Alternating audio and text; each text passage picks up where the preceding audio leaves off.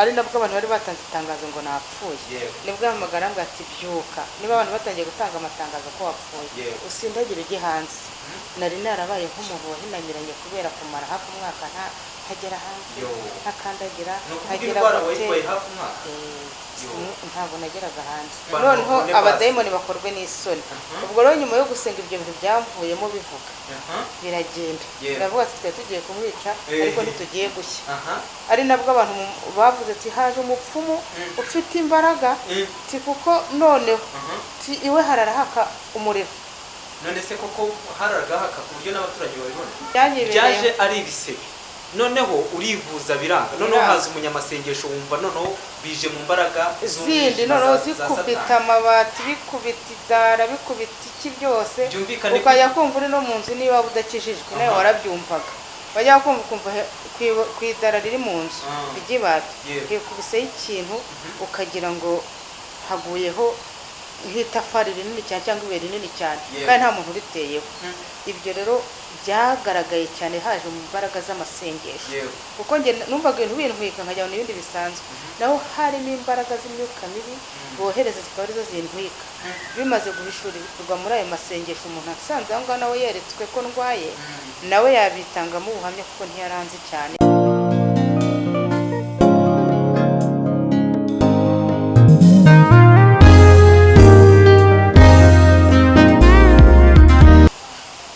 Nshuti bakunzi ba televiziyo Mukakarangwa, turabasuje cyane. Amahoro Imana itanga nabane namwe. Rero ni kwa kundi tubazanira abakozi b'Imana batandukanye. Imbere ya kamera rero murahabona umubyeyi mwiza cyane, usa neza cyane, kugira ngo muramureba, wambaye neza, ni umunyamugi. Twakwakiriye hano kuri televiziyo. Murakoze, nitwa Uwanyirigira Marie Chantal, nkaba ndi umukristo. Chantal, turakwakiriye cyane. Murakoze cyane. Urasa neza. Murakoze. Rero wadusengera Imana tugatangira utubwira icyo Imana yakoze ku buzima bwawe.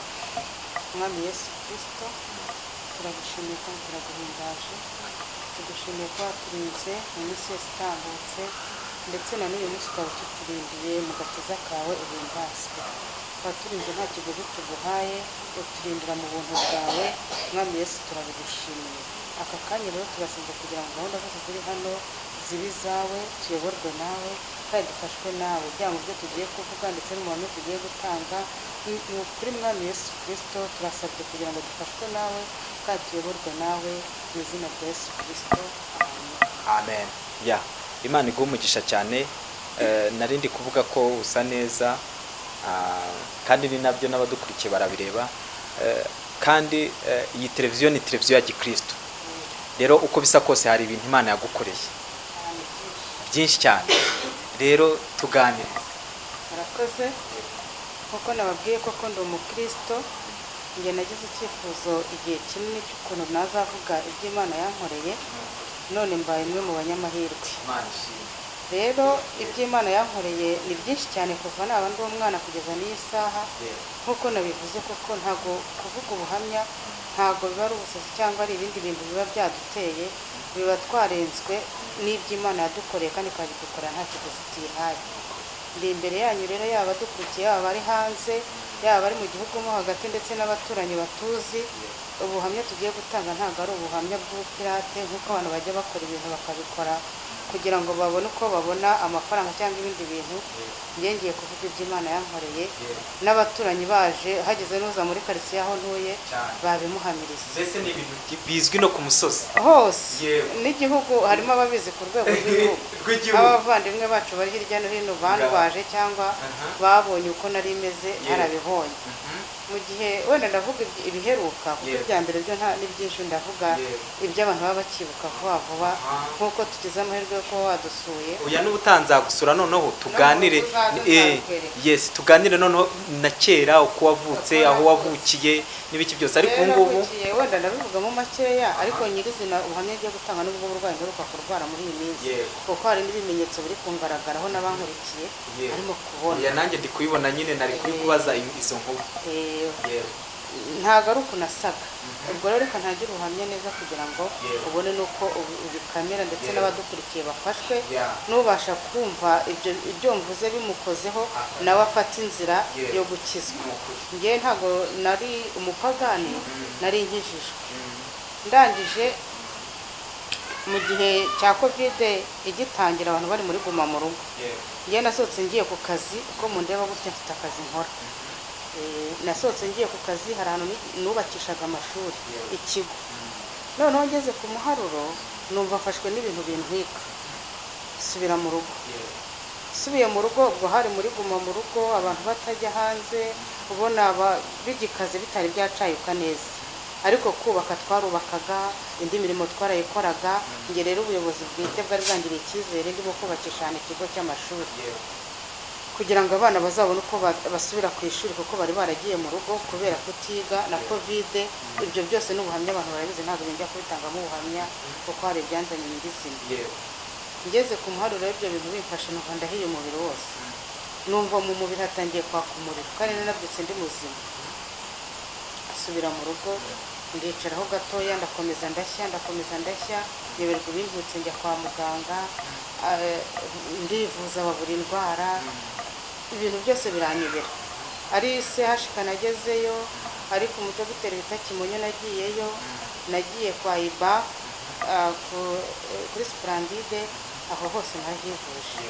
Abaganga bose barazenguruka, kuva nafatwa n'ubwo burwayi bwo gushya biranga. Uruhu rurakomeza rurandya bigeza ku rwego noneho rw'uko ntangiye kuba ibisebe umubiri wose. Nangiye imiti nkayisiga, amafarumasi yose ashoboka naguzemo imiti, nubona nuko ntiteguye. Dore ko nazanye imiti mfite, yaba iya Kinyarwanda, Abanyarwanda bavuga ngo nisige ngo ni amahumane, abandi bakamenya ngo nisige n'ibiki. Njya kwa muganga w'uruhu, bose barampa ndisiga, byageze n'igihe bateramo inshinge hano mu nkovu. Hari umudogiteri bita Kimonyo ukorera kuri plateau, ariko plateau yari imiti kugira ngo ikorere ibimera sinzaniye muti bakoreraga hariya mu Kiyovu. Bose baramvura biranga, bakagerageza n'igihe bateramo inshinge mu nkovu, bikandya nkenda gupfa. Ibintu mbura uko mbigenza, ndavuga ngo ni urupfu. Ubwo rero ndyamye muri icyo gihe cya covid nyine ndi mu rugo ntegereje gupfa, nibwo Imana yakoresheje umukozi wayo yaranze. Gusa ijwi ry'Imana ryaramusanze, nanjye ariko nkumva nubwo ngiye gupfa wenda nkumva ko nyuma ya zera Imana irakora. Numvaga niringiye ko nshobora gukira cyangwa niyo nanapfa. Ubwo nahise mfata umwanzuro wo gupfa, ariko nkapfira mu Mana, nyiringiye nka Yobu. Ubwo ibibaye birabaye, icyo nagomba gukora nari nagikoze, nari nivuje, n'abavura amahumane n'abagezeho, byose nabikoze byanze. Ndavuga ngo ngiye gutegereza gupfa mpfire mu rugo. Ndagenda ndicara mu gihe ndi gusenga, ariko umubiri wose wari inyama ahantu hose, kuko nafataga wenda hano ku maboko urahareba, nafataga uruhu nkarukura hano hejuru rukagera hano hasi, bikaba ibisebe. Wenda abakurikiye barareba, naho ngaho haracyariho inkovu. Nafataga uruhu nkaruvana hano hejuru nkarumanura, rukaza rukajya hano rukaba ibisebe, n'ahandi ku maguru hose bikaba gutyo. Umubiri wose, ubundi nta mubiri, nta hantu na hamwe hari hasigaye ari hazima. Kandi ibintu byafashe mu munota umwe. Turaza turasenga Mukakarangwa Devota. No muri ayo masengesho twasengaga, Imana yavugaga ko ubuhamya tuzabutanga, ariko twebwe tukaberwaho tuzabutangira. Ubwo rero tugize amahirwe yo kubona umwanya wo kuvuga ibitangaza Imana yakoze, n'abantu babyumve, abaza baze dusenge, kuko nta handi hantu twabonera imbaraga, nta n'ahandi hantu twabona. Njyewe nari mfite ubushobozi bwo kujya kwivuza ahantu hose hashoboka, ariko ibyo nta mumaro. Nari mfite ubushobozi bwo kuba nahamagara n'imiryango n'abavandimwe n'iki bakaza tukareba icyo gukora, ariko iyo wagezweho ibyo birahagarara. Iyo wiringiye imiryango bivaho, abakomeye bikavaho, ibintu byose bikavaho, ugasigara imbaraga z'Imana n'umubiri wawe ku giti cyawe. Ubwo rero ubwo burwayi ni ukuvuga uburwayi igihe kingana iki? Ubu burwayi bwatangiye hambere, kuko hashizeho nk'imyaka 7. Ubwa mbere ubu ni ubwo mvuze bw'ubu ngubu. Hari ubundi bwamfashe mpita mbyara umwana upfuye ako kanya, baramuhamba. kuva icyo gihe kugeza n'uyu munsi ibyo nabwo ndacyafite ibikomere byabyo. Hari n'ibindi byabanjije, ibyo ni byo mvuga, ndavuga iby'ejo bundi bigishyushye abantu bakibuka, ariko n'iby'uko umwana wanjye yapfuye ibyo nabyo abantu barabizi kuko turaturanye. Kuzinduka wari muzima nimugoroba ukabyara umwana upfuye, ibyo hari umuntu bijya bibaho. Nawe kubyara igihe cyari kigeze, ntabwo cyari kigeze, haburaga namubyaye afite hafi amezi 8, mubyarira kuri centre de santé y'ahantu iwacu, ariko bitunguranye. Nagiye nzi ko ari ibintu byoroshye mpita mubyara ako kanya, ariko nabwo narabyutse numva ikintu kiranjombye mu nda, mpita njya kwa muganga. Ngeze kwa muganga tugira ngo ni ibintu byoroshye wenda baramfasha, ngeraho umwana yavutse, birangira gutyo ibyo turamuhabwa. Ibyo kubera uburwayi wari ufite, kubera uburwayi bwamfashe nabwo bitunguranye. Ubu ni ubwa kabiri bwamfashe, noneho ikintu kintwika umubiri wose. Aho rero aho ndimo kuvuga niho hakimbabaza, kuko na n'uyu munsi urabona ko ngifite inkovu zayo. biragaragara rwose. Uyu mubyeyi wo kuri iyi cano niwe wamfashije ansanga mu rugo. Abantu bose nta muntu wari ukigeraho ndyamye, kuko nari narabaye ibisebe, warabizi, niwe wandwaje, andwaza mu bihe bikomeye bya covid. Niyo mpamvu ikintu cyose numva nakivuga kugira ngo n'abantu babyumve, n'abatabizi babimenye, n'abari hirya n'abanzi, kuko nkeka ko hari abantu benshi banzi, nabo babimenye ko hari icyo Imana yakoze muri iyi minsi. Harimo abataransuye, ariko nararwaye ansanga aho ngaho, narindi narabaye inyama, narabaye ibisebe, nta imiti yose narayisize, indi narayinyweye, inshinge barazinkeye, byaranze muri icyo gihe gitoya. Muri icyo gihe rero ngewe arimo kunsengera, nawe yabitangamo ubuhamya abonye umwanya. Twarasengaga icyatubwiye ko ari imyuka mibi turimo kwamagana kugeza n'iyi saha abantu bari baduteje. Twarasenze hejuru y'inzu, kuko ubu hageze ntiwabyumva.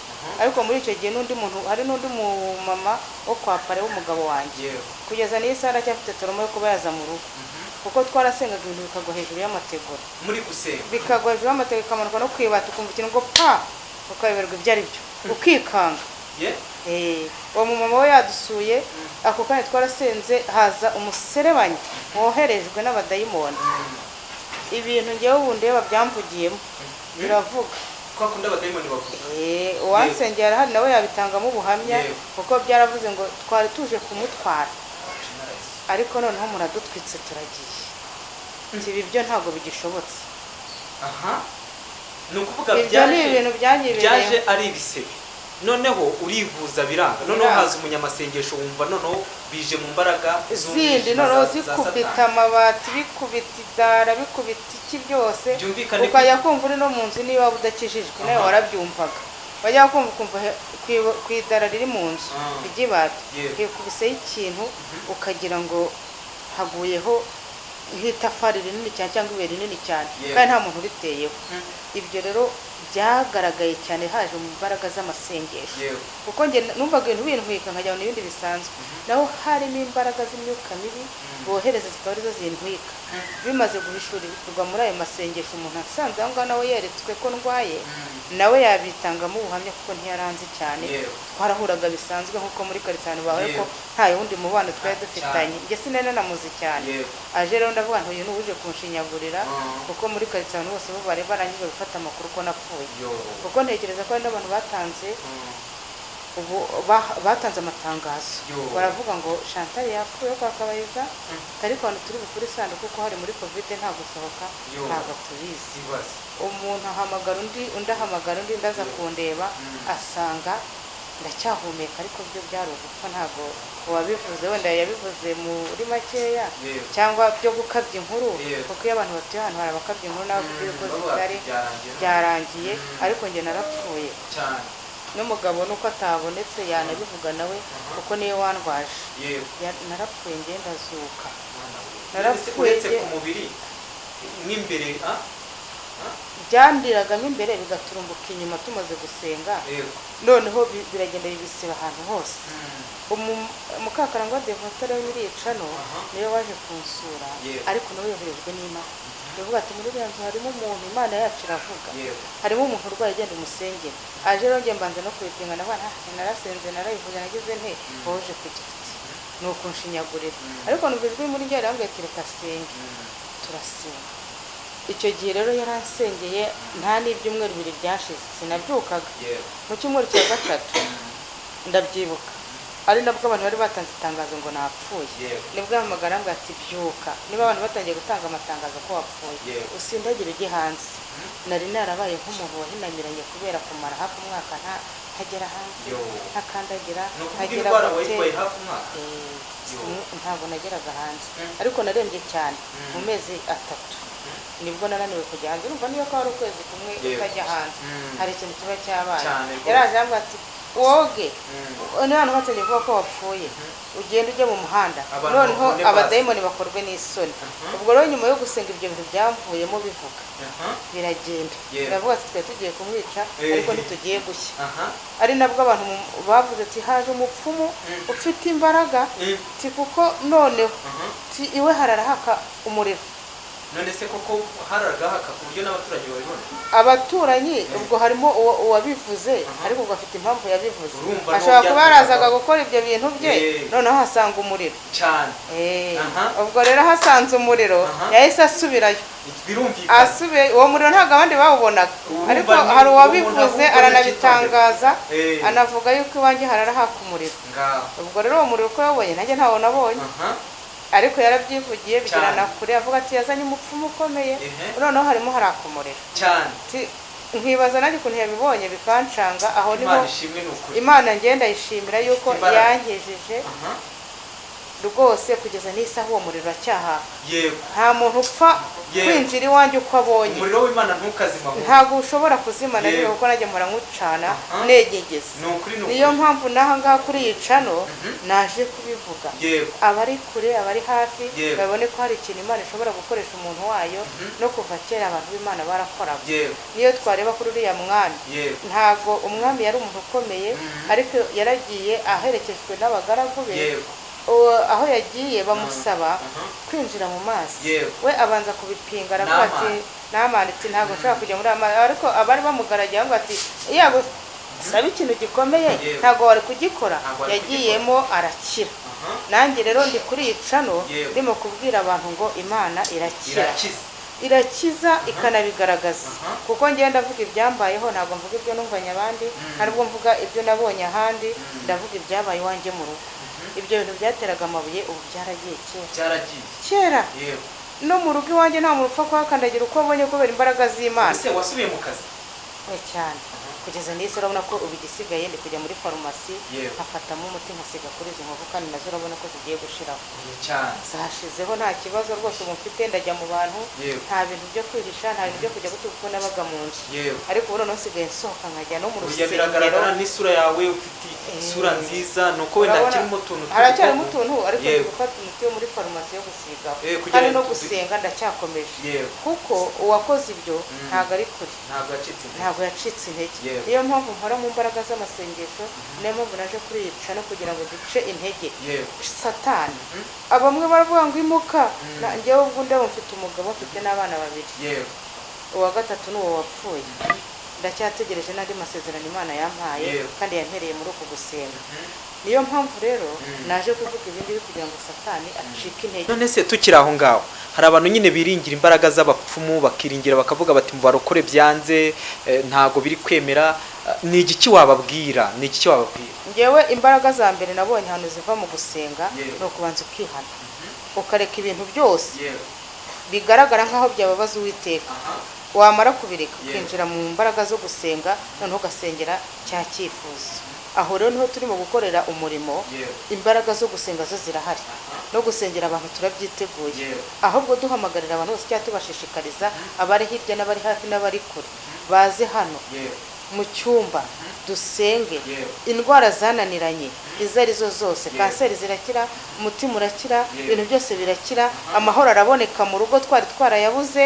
ibintu bigwa hejuru y'inzu ibintu bikakuvamo bivuga nge byamvuyemo biravuga ngo twari kumwica ariko none ntabwo tukimwishe kuko haje izindi mbaraga ziturushije ubushobozi aho rero iyo mpageze ibyo bintu byamvugiyemo ngewe ntabwo ari ibintu njya kubwira abantu bandi ngo ni ibiki n'icyumba nabaga ndyamyemo waza nakimwereka kuko nanjye hari igihe imbaraga z'umubiri ziziramo ntagira ubwoba kandi ko ariho byamfatiraga cyane nkatinya ko kijyamo, ariko ubu noneho imbaraga ziraza nkajyamo nkasenga nkongera nkirukana, nuzuye imbaraga zo gusenga, kandi nabonye ko izo mbaraga arizo nziza cyane ziruta iz'abandi bose biringira, kuko abari bakomeye nari mbafite, nari mfite abantu bafite amafaranga bari no kumpanamo amamiliyoni nkajya kwivuza no hanze, ariko ibyo yageze igihe ndaryama ndarambarara njya hasi, ngeze hasi noneho nahise mbona ko ibintu byose birangiye, saba Imana imbaraga zindi noneho zo kwinjizwa mu yindi si, kuko nabonaga ngiye kujya ahandi hantu,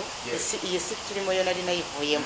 Ubwo rero ndashima Imana ko yakoresheje Mukakarangwa TV akaza kunsengera ataranzi, ari Imana imwohereje akamfasha, Imana yo mu ijuru aho ndi nawe arabizi, naho yampamagara mu gicuku saa sita z'ijoro, kuko ntabwo nasinziraga, ndwaye ibyo bintu naraga nishima nkarangira gute umugabo byaramucanze nawe yaracanganyukiwe, naho yampamagara rero saa 8 wenda niho abantu bavuga ngo nijoro rero bari kazi, turi gusoza birumvikana tuzagirana ibiganiro byinshi cyane, ubitse ibintu byinshi cyane natunguwe. Rero wasengera abantu bafite uburwayi kano kanya, hari umuntu dukurikiranye urwaye ari ku gisasiro aryamye amaze igihe aryamye, nagira ngo umwoherereze isengesho, bishoboka ko yaba ari mu Rwanda cyangwa ari hanze yarwo, nagira ngo umwoherereze isengesho kandi umuhe n'ibyiringiro ko hari Imana ikiza. Mwami Yesu Kristo, turagushimiye kandi turaguhimbaje, tugushimiye ko uri Imana ishobora byose, kandi tugushimiye ko waturinze, kandi tugushimiye ko Mana wadukuyeho agasuzuguro k'abadayimoni. Mana bari baratwizingurijeho, Mwami Yesu Kristo, nubwo tukiri mu isi y'ibibazo, isi y'intambara, isi y'ibintu bitugerageza, Uwiteka aho warahabaye, twarakubonye kuko twarakubonye ubwo ababisha bari batugose, kandi kuko twarakubonye ubwo uburwayi bwari butuzengereje. Mwami Yesu Kristo waritamuriye uraza uradukiza, ibi tubihamirije ahangaha ndetse turanabigushimiye mu izina rya Yesu Kristo. Rero kuko twari twaragize icyifuzo cyaho twazatangira ubuhamya bwacu bw'ukuntu wadukijije, tukavuga imirimo itangaje wadukoreye nta kiguzi tuguhaye, abandi bajya biringira abana b'abantu bakagira ibyo babasaba cyangwa bakabibaha banabibahe, ariko twebwe hose tugushimiye ko waturinze ukahadukura, tukaba ari we twiringira. Niyo mpamvu rero aka kanya Mana, haba abantu bari hafi, haba bari kure, haba bari hirya, Mwami Yesu Kristo bari mu mahanga ya kure, ni ukuri njyewe wanyirigira Marie Chantal muri aka kanya mpamije ibyo wankoreye, ni nayo mpamvu nuzuye imbaraga zawe waduhaye, umaze kudukiza waduhaye imbaraga zo gusengera abarwayi, ndetse uduha imbaraga zo kuvuga ibyo waduhaye ndetse n'ibyo wadukoreye. Sengeye abantu bari hafi ndetse n'abari kure bafite uburwayi bw'uburyo butandukanye, hari abarara bahagaze, hari ababuze ibitotsi Imana, hari abafite ibisebe, hari abarwayi by'iki gihe cyangwa abarwayi byizanye. Mwami Yesu Kristo, abo bantu barwaye ibintu byose byizanye ku mubiri yabo, ndabasengeye kugira ngo aka kanya aho bari hose ubahe gukira kandi ubahe imbaraga, babashe kugukorera, kandi Mwami Yesu Kristo nibamara gukira baze kukuvuga, nkuko natwe twese tugiye gufata umwanzuro tukajya tuvuga ahantu hose hashoboka nkuko twaje kubivugira hano. Mwami Yesu Kristo, twifuza gutanga ubuhamya ndetse twifuza kuvuga ibyawe, kandi Yesu Kristo watubashije biratangiye, ni nayo mpamvu wari waduhaye isezerano ko tuzavuga ibyawe ndetse tukabibwira n'amahanga yose. Niyo mpamvu rero dusengeye abarwayi bose, abarwayi barwaye uburwayi bw'uburyo butandukanye, ari uburi kwa muganga bwanze gukira, ni muri aka kanya Mana mboneyeho no gusengera umukecuru wacu uri CHK ndetse n'umusaza. Mwami Yesu Kristo basange, nubwo imbaraga z'abaganga zirimo gukora, ariko nyakubahwa turasenze kugira ngo nawe ugereyo, biriya byuma babacometse ndetse biriya byuma babashyizeho. Mwami Yesu Kristo, numvisha umwuka mbwira aka kanya kongera kubibuka, kuko n'ubushize twamusengeye bagiye kumubaga. Mwami Yesu Kristo aho ngaho ameze neza, niyo mpamvu n'aka kanya rero muzirikanye, ni ukuri kugira ngo umusange umugirire neza, ubashe kumukiza kandi ubashe kumugirira neza umukecuru wacu, kandi ubashe kumuha imbaraga zo kuba yabasha kugaruka mu rugo amahoro. Tuzagushima ngaho rero kiza abarwayi bose, ukomeze gufasha ndetse na groupe dusengeramo hano kuri iyi channel ya Mukakarangwa TV. Mwami Yesu Kristo, n'abantu twishyize hamwe uraduhuza, twese uradukiza. Buri muntu wese agiye kuvuga ibyo wamukoreye ni byinshi. Abarwayi barahakiriye, abari barwaye amaguru yarakize, abari barwaye byabasakurishaga byarakize, abari barwaye byabaryaga mu ngingo hose byarakize, ndetse nanjye ibintu byatwikaga umubiri wose umuriro narakize. Mwami Yesu Kristo, ukejeje gukora turabigushimiye. Twebwe na groupe rero twese turagushimiye, waradutabaye, waturwaniye intambara, waturindiye imiryango, ndetse Mwami Yesu Kristo kugeza n'isaha dufite amahoro yo mu mutima, turaryama tugasinzira, kandi tutirengagije ko hari ababuze amahoro, hari abadasinzira, hari abarara bashikagurika, hari abarara abana babo bacuritse mu mirambizo y'uburiri, akamuryamisha neza bugacya agasanga yacuramye. Mwami Yesu Kristo bikamucanga. Niyo mpamvu tubasengera bose bari hirya, bari na hafi, ndetse bari no mu mahanga yo hirya. Mwami Yesu Kristo kugira ngo basange bagirire neza, kandi twese duhurire ku mwami umwe tugukorere, kuko twabonye ko ari we muganga w'ukuri, kandi twabonye ko ari wowe uvura nta gihembo, kandi Mwami Yesu Kristo twabonye ko ari wowe ukora imirimo itangaje, abantu bose bakabyumva, ndetse no ku misozi dutuyeho barabibonye, baratangaye ubwo twasohokaga tumeze nabi, bari bazi ko twapfuye. Uwiteka babona tugenze mu muhanda bari baraye batubitse. Ibyo ni ibitangaza yakoreye ku gasozi dutuyeho. Niyo mpamvu rero dusabye kugira ngo n'abandi bose bafite ibibazo bakize, kandi bakirize aho batuye, kuko ubwoba bwaradufashe icyo gihe dushaka no kwimuka. Ariko ijwi ryawe ryiza ravuga ngo tugume aho turi, kugira ngo uzakore ibitangaza ku gasozi dutuyemo, batazagira ngo nabapfumu twagiyemo cyangwa twagiye mu indi myuka mibi ikabihagaritse yadutwikaga. Uwiteka wadutabare ku gasozi twari dutuyeho kugeza na n'isaha turacya, kugira ngo ukomeze turindire kuri aka gasozi. Kandi Uwiteka ubwo uzashima ko n'ibindi twajyamo tugiye kubikora tuzagendera akazi gasanzwe, atari uguhunga abadayimoni.